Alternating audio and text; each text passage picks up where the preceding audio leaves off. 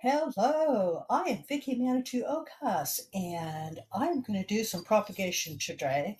I'm going to take some cuttings and I'm going to put them in my trusty um, propagation tray. This is a style that I have been using for oh, 30 years, and it works beautifully most of the time.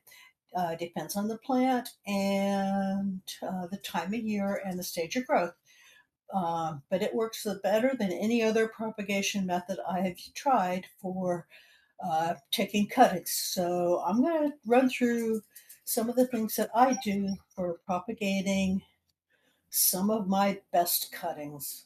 So what I'm going to do to get this ready is clean this up, and I'm going to put a little bit of water in here to reset it.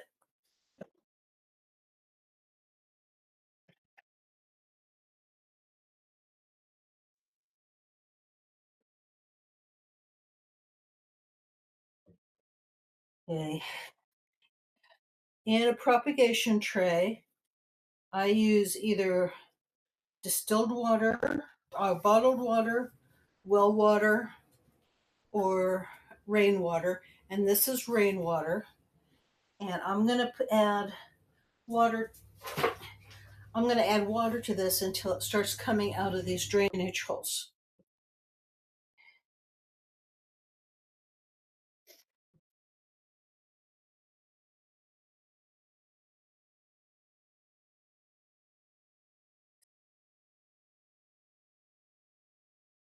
Okay, this is set up so that it holds water down in the bottom, and it wicks the water up into the top where the cuttings are at.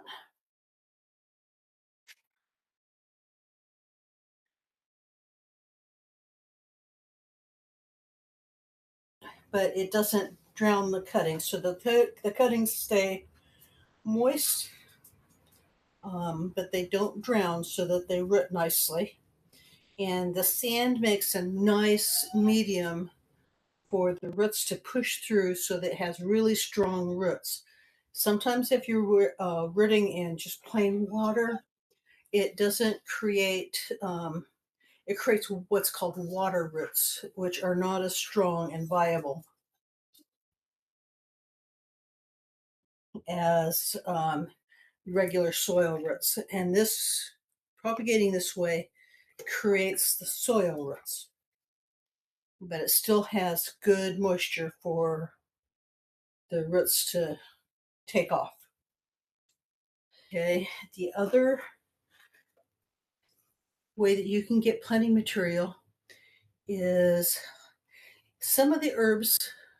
You can use the fresh cut that you find in the grocery aisle, the produce aisle, and sometimes this works. Depends upon how fresh those cuttings are, okay, as to whether they will work or not. Mint family usually works pretty good, which these are all mint family. So we're going to give that a try. Okay, and I use just regular commercial rooting hormone. Okay, and I never dip into the container. So I have a little container here, put a little bit of rooting hormone into the container.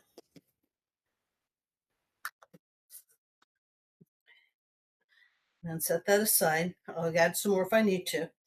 Okay, so we're going to start with what I got at the grocery store. And this is culinary sage. Okay.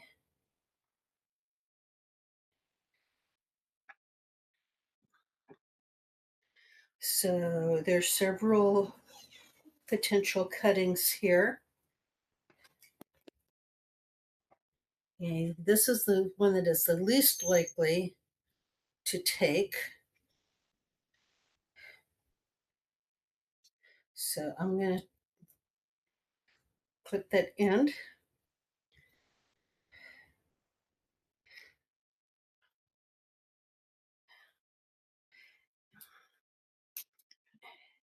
and trim this back.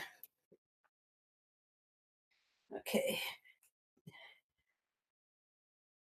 that is a growth point right there that might take. There's another one.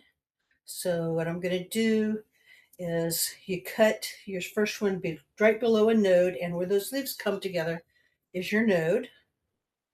So I'm going to cut. This is a little stiff, so I'm going to use a pruner.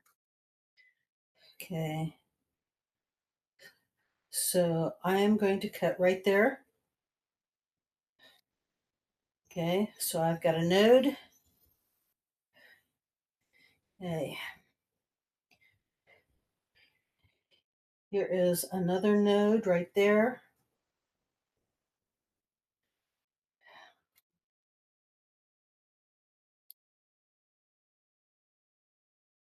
Okay, so I've got another node right there.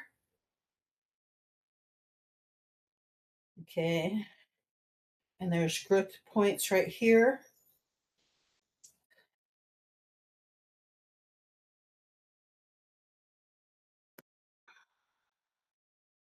Okay,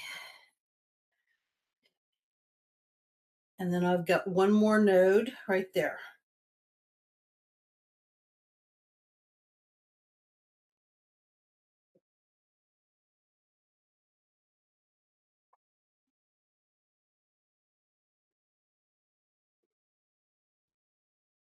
All right, so as long as you've got a growing tip or two and a node point, you might get that to root. Okay, so I get these a little bit damp.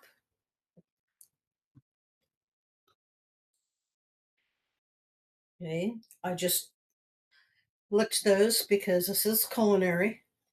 Okay, I'm going to take my knife and slit a row in there.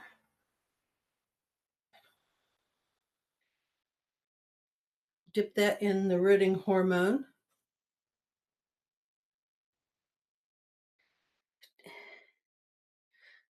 Slip it into the slit and push that through. Rooting hormone, tap it off. Tuck that into the slit, firm it in. Dip that in the rooting hormone. So if you don't have access to the plants that you want, and they are generally easy to propagate, you can try your cut herbs at the grocery store and see if it works. And just be aware that when you're buying the fresh cut herbs at the grocery store, this actually has a fairly low rate of rooting. Sometimes it works, but it's a way to get inexpensive plants if it works.